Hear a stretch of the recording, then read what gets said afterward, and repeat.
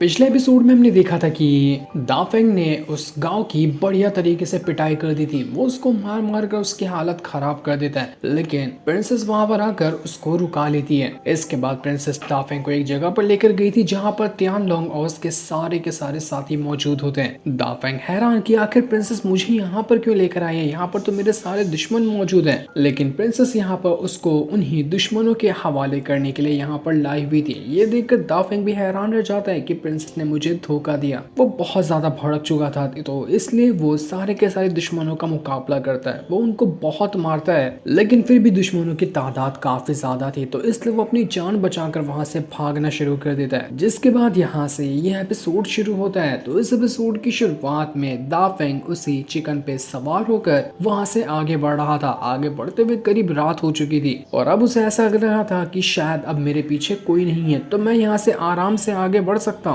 लेकिन दाफेंग ने सोचा ही था कि यहाँ पर कोई नहीं होगा, तभी वहां पर तियानलोंग पहुंच जाता है। वो यहाँ पर आने के बाद दाफेंग से कह रहा था कि तुझे क्या लगता है, तू हमारे पर्पल गार्डन सेट के सिपाहियों से बच जाएगा? ये तेरी बहुत ही बड़ी भूल है, ऐसा कभी हो ही नहीं सकता। हमारे पर्पल गार्डन सेट के सिपाहियों ने तुझे चारों तरफ से घेर लिया है, तू अब यहाँ पर मरेगा। सिपाहियों, घेर लो इसको और इसके ऊपर हमला कर दो। लेकिन जब तियानलोंग अपने आसपास देखता है तो उसका तो पोपट हो जाता है, क्योंकि यहाँ पर कोई दूसरा सिपाही आया ही नहीं था। सारे लोग दाफेंग से डरकर पहले ही भाग चुके थे, जो देखकर तियानलोंग के गुस्से का ठिकाना नहीं रहता कि आखिर इतने ज्यादा डरपोक लोगों को मैंने अपनी टीम में शामिल क्यों किया। दाफेंग तियानलोंग का बढ़िया तरीके से मजाक उड़ाता है। वो उसके ऊपर हंसते हुए कहता है कि क्यों बड़ी बड़ी फेंक रहा था, इतनी जल्दी यार तेरी हवा निकल गई, तुझे ऐसा ना हो। लाचार देखकर मुझे अच्छा नहीं लग रहा। तियानलोंग कहता है कि ज्यादा दिमाग मत खराब कर, मैं अकेला भी काफी हूँ तेरे लिए, तो मैं यहाँ पर तुझसे अकेले ही फाइट करूंगा, देखता हूँ कि तू मेरे मुकाबले का है भी या फिर नहीं। जिस पर दाफेंग कहता है अच्छा ऐसी बात है, लगता है ना कि पिछली बार की मार तुझे याद नहीं है कि मैंने कैसे तुझे मारा था। ऐसा लग रहा है कि पिछली बार मारने में मुझे थोड़ी सी कमी रह गई, पहले ही ज्यादा मार दिया होता तो तेरे अंदर ये चर्बी जो थी ना वो खत्म हो चुकी होती। ठीक है फिर कोई बात नहीं, जितनी बची हुई चर्बी है उसको मैं अभी खत्म कर देता हूँ। क्यों चिकन, क्या कहता है, धुलाई की जाए इसकी? जिस पर चिकन भी कहता है कि अरे वाह नेकी और पूछ पूछ, चलो जल्दी करते हैं इसकी धुलाई, बड़ा मजा आएगा। ये सुनकर दाफेंग अपनी पावर को एक्टिवेट कर लेता है। उसने अपनी काफी ज्यादा पावर को एक्टिवेट कर लिया था ताकि वो तियानलोंग के साथ फाइट कर सके। तियानलोंग कह रहा था कि तू मरेगा तो कैसे भी करके यहाँ पर मरेगा, चाहे मेरी जान क्यों न चली जाए। तो वो अपनी पावर का इस्तेमाल करते हुए किसी तरह की बहुत ही मिस्टीरियस टेक्निक का इस्तेमाल कर लेता है। उसने अपनी बहुत बड़ी स्वॉर्ड को अचानक में ही दाफेंग की तरफ फेंक दिया था, जो स्वॉर्ड दाफेंग के पेट के अंदर ही घुस जाती है। लेकिन इस चीज से भी तियानलोंग की हालत खराब हो चुकी थी, क्योंकि स्वॉर्ड लगने के बाद भी दाफेंग को कुछ हुआ ही नहीं था। वो बिल्कुल वैसा ही खड़ा था मानो कि उसको कुछ हुआ ही ना हो। तियानलोंग को समझ नहीं आ रहा था कि ये कैसे हुआ, स्वॉर्ड अंदर घुसने के बाद भी ये बिल्कुल शांति से कैसे खड़ा है। तो दाफेंग कहता है कि तुझे क्या लगता है मेरी जो बॉडी है वो मामूली बॉडी है? मेरी बॉडी एक वाजरा बॉडी है जो कि बहुत ज्यादा हाई लेवल की मानी जाती है, इस पे छोटे मोटे अटैक का कोई घंटा ही नहीं असर पड़ने वाला है। तो तियानलोंग कहता है कि ठीक है, अगर ऐसा अटैक नहीं होता ना तो मैं दूसरा अटैक करके दिखाता हूँ, लेकिन तुझे तो मार कर ही रहूंगा। तो वो अपना वापस से एक और घसीट के अटैक दाफेंग के ऊपर करने वाला था, लेकिन उसका अटैक दाफेंग को लग पाता इससे पहले ही दाफेंग एक ही उल्टे हाथ का घसीट के पंच क्या मारता है, तियानलोंग उड़कर दूर फेंका चुका था। उसकी हालत खराब हो जाती है, लेकिन दाफेंग उसको ढंग से सांस लेने का भी मौका नहीं देता। वो ढंग से वहां पर खड़ा तक नहीं हो पाया था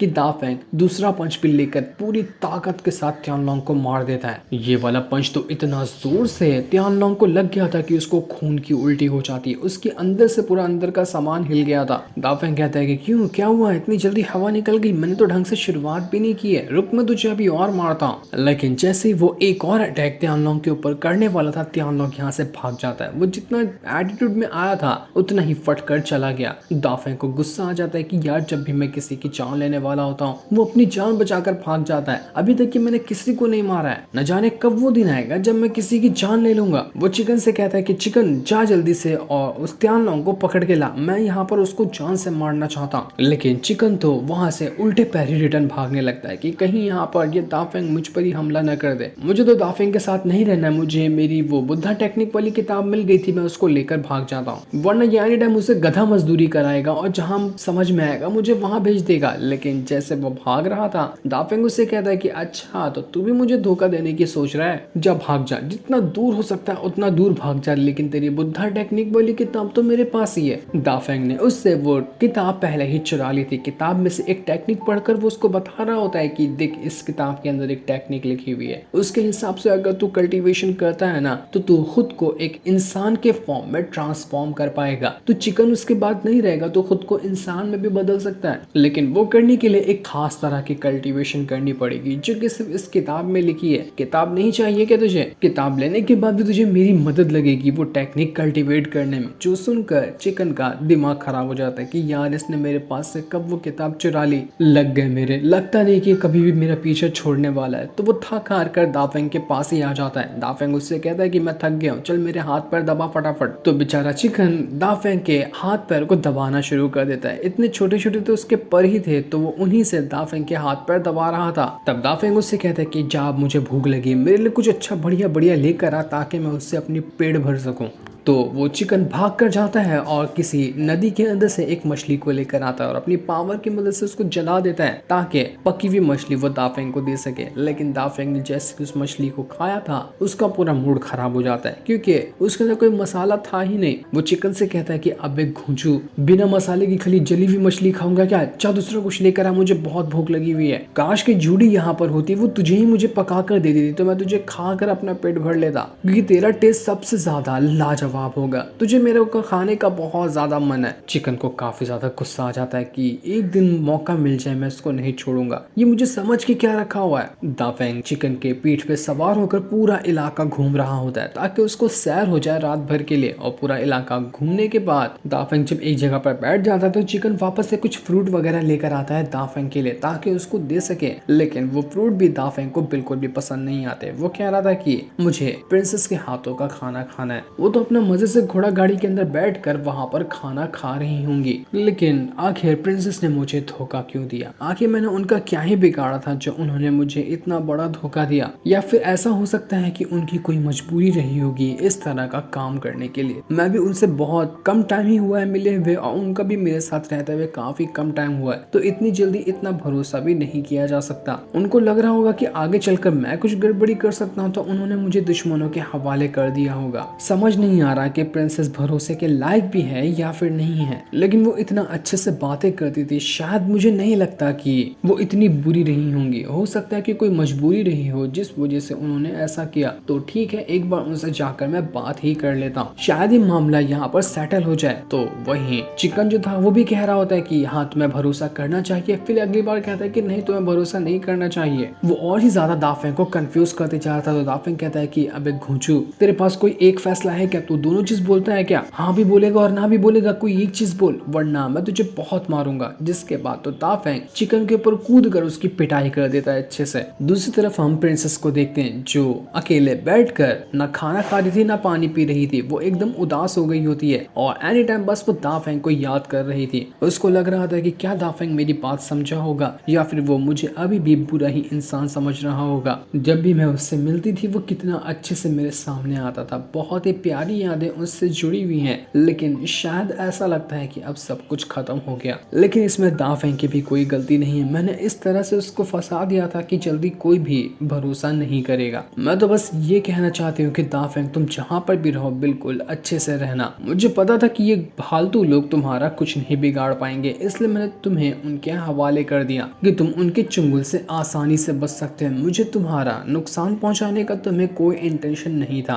वो दाफेंग के बारे में सोच ही रही थी कि तभी वहां पर दाफेंग पहुंच जाता है। उसको देखकर प्रिंसेस बहुत ज्यादा खुश हो चुकी थी। वो दाफेंग से कह दे कि दाफेंग तुम वापस आ गए, तुम मुझसे नाराज नहीं हो क्या जो मैंने तुम्हारे साथ किया? तो दाफेंग कहता है कि इसमें नाराजगी की क्या बात है, शायद मैं ही बेवकूफ था जो उस टाइम आपकी बात समझ नहीं पाया, लेकिन अब मुझे पता चल चुका है कि आपकी कोई मजबूरी रही होगी तभी आपने ऐसा किया, वरना आप मुझे कभी भी नुकसान पहुंचाने के बारे में नहीं सोच सकती। दाफेंग को वहां पर बढ़िया बढ़िया खाने की खुशबू आ रही थी तो वो टेबल पे बैठकर आराम से खाना खाना शुरू कर देता है। प्रिंसेस भी उसके साथ बैठ जाती है और उसको अच्छे से बताने लगती है कि आखिर उसने उसको धोखा क्यों दिया। तो वो बताती है कि ये जो पर्पल गार्डन सेक्ट है ना, उसकी जो रानी है उसका नाम है एम्प्रेस तियानवू। वो बहुत ही ज्यादा पावरफुल है और उसके जो सिपाही वगैरह है वो आंख बंद करके उसके ऊपर भरोसा करते हैं। वो पहले दुश्मनों को मार देंगे, उसके बाद जाकर ये तियानवू से परमिशन लेंगे कि हमें किसी दुश्मन को मारना था या नहीं मारना था।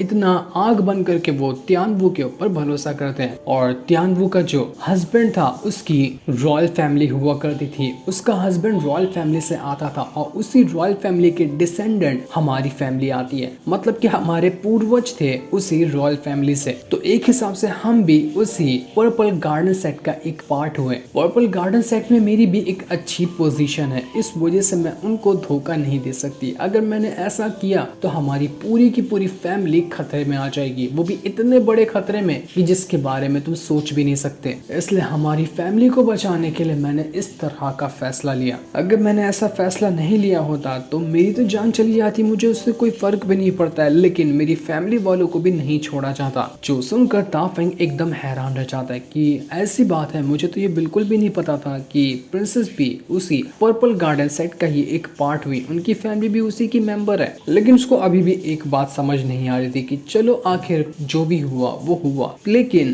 पर्पल गार्डन सेट वाले मुझे खाली मेरे पास ये हेवन पिलर है जो कि मेरी कल्टीवेशन पावर को दर्शाता है, इसकी वजह से तो कोई किसी की जान नहीं लेता। कोई ना कोई बड़ा मकसद है जिस वजह से मुझे ये लोग मारने की कोशिश कर रहे हैं। तो वो प्रिंसेस से पूछते हैं कि आपको पता है कि ऐसा क्यों हो रहा है, मैंने क्या बिगाड़ दिया उन लोगों का। तो प्रिंसेस कहती है कि इसके बारे में तो मुझे भी नहीं पता, ये लोग जितने भी सिपाही थे ना वो सब खाली एक मोहरा है एम्परेस तियानवू का, वो जो बोलती है वो वही करते हैं। लेकिन अगर तुम्हें सच्चाई जाननी है कि आखिर पर्पल गार्डन सेक्ट वाले तुम्हें क्यों मारना चाहते हैं तो तुम्हें एम्परेस तियानवू के पास जाना पड़ेगा, वही तुम्हें सच्चाई बता सकती है कि वो तुम्हें क्यों मारना चाहती है। और तुम्हें ये चीज पता है एम्परेस तियानवू जो है ना वो कोई और नहीं बल्कि किंजाओ ही है, तुम्हारी वही बहन जिसको तुम ढूंढने के लिए यहाँ पर आए हुए हो। दाफेंग को एकदम झटका लगता है कि क्या सच में मेरी बहन जिसको ढूंढने के लिए मैं यहाँ पर आया था वो एक एम्प्रेस है, मुझे तो इस बात पे यकीन ही नहीं होता। वो एकदम दंग रह चुका था। जो सीन दिखाते ही ये एपिसोड यहीं पर एंड हो जाता है। Thanks for watching.